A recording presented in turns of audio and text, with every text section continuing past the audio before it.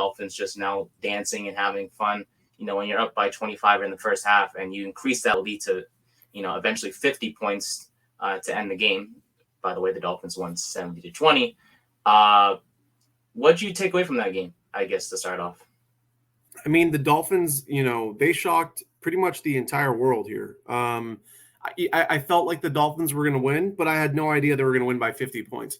Literally, it felt like I was playing you and Miguel in Madden. Like it was unbelievable. You think about, going into the game saying, okay, the Broncos scored 20 points, which isn't a lot. It's not really, it's not that much either.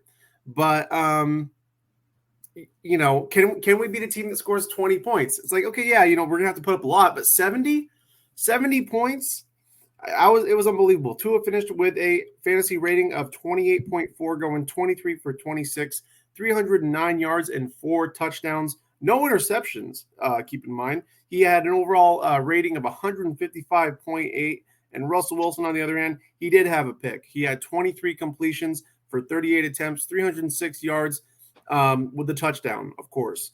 Tyreek Hill, he's still the Tyreek that we all know. We're not necessarily love because I'm a Raider fan, so I would never say I like Tyreek Hill. But who really, really impressed me was A-Chain, the Miami running back. I think that he did an amazing job. He's a rookie, keep in mind. He ran for 203 yards, had a fantasy rating of 47.3, had 2 touchdowns, and his longest run was of 67 yards. Unbelievable. And, if that's his, welcome to the NFL moment, then, good for him. It was amazing watching him yesterday. Meanwhile, in the Broncos, literally no one had a good fantasy day except maybe Russell Wilson, who put up 15. And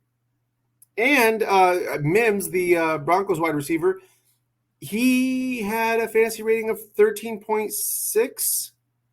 Is that right? I'm looking at it. Yeah, because he had the 99-yard kickoff return, which was pretty much lost in the. Okay, yeah. Yeah, that's the only thing that made him okay. Because I'm looking at the stats, it only had 1 attempt for 3 yards. I'm like, that doesn't make sense. It's like, where did the points come from? But yeah, they come off the kick return. Exactly. So I mean, that really shocked me. Let's looking at the recap here.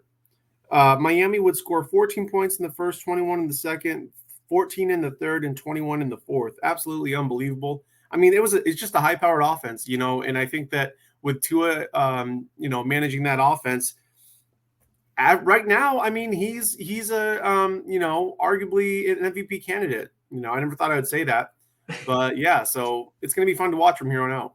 Yeah, I mean, Miami's offense is freaking phenomenal. I mean, I think the best way to describe them is just speed. Like, they're just so freaking fast. And Tua is benefiting from that. You have Raheem Mostert, you have Devon Shane, you have Tyreek Hill, you have Jalen Waddle. By the way, Waddle didn't even play in this game against Denver, and they still put up 70 points. So imagine if Waddle was there, hypothetically, they could have reached 80, but that's something that we can speculate for another time. Tua was efficient, only 3 incompletions, which is absolutely phenomenal. That's why he had that high passing rating. He had a 88.7 something QBR, which is one of the highest basically this past week for a quarterback, if not the highest. Shane, he's a backup, and with Miami up, so much, Shane got a lot of playing time in the second half, and he showed out, had 2 rushing touchdowns, 2 receiving touchdowns in the game as well, including one where Tua kind of just shovel past it, like his little shovel. No look pass like Magic Johnson did with the Lakers back in the 1980s or 90s or whatever the case may be. I mean, it was fun to watch. Mostert was great. 7 catches, actually 60 yards and a touchdown to go along with his rushing numbers of 82 yards on the ground and 3 touchdowns as well. So, it was a lot to look at if you're, looking at Miami's offense. I mean, they had 726 yards of offense. They were 6 for 6 in the red zone, had 350 yards rushing compared to Denver's 69 yards by itself. Miami had 376 yards passing. I think for me, and I want to ask you this too, Case.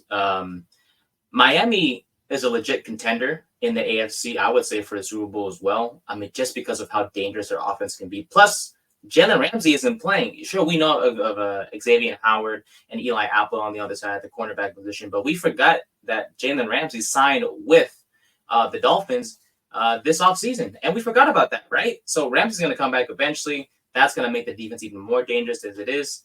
They picked up Russell Wilson this past weekend as well, so shout out to them. Offensively, they're going to be unstoppable. Even when Waddle comes back, they're still going to be unstoppable too. If a Shane can keep this up along with Mostert to create that 1-2 running back punch, that's going to be dangerous too. And this is most important to me, as long as Tua stays healthy, this Miami Dolphins team, in my opinion, has a chance to win the AFC and honestly make the Super Bowl too and win that just because of how dangerous this can be. By the way, the Super Bowl is in Las Vegas, if you guys don't know. But do you agree with me, Case? Miami is a legit contender in the AFC, or do you still have doubts? No, yeah. I mean, I definitely think that they're a contender now. You know, they lead the AFC North. No, sorry. AFC East. Yeah. AFC East. You know, Buffalo, I believe they have 2 wins now, right? And then I think, what are the standings here for the AFC East? I think Miami's undefeated. Buffalo's 2-1. I think the Patriots are 1-2. And the Jets remain 1-2, yeah. 1-2. Okay. Yeah.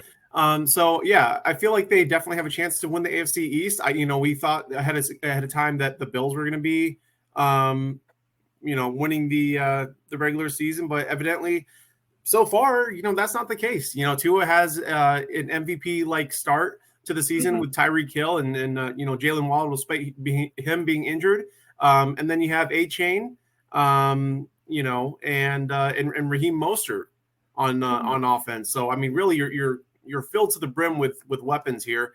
They're very dangerous, moving forward.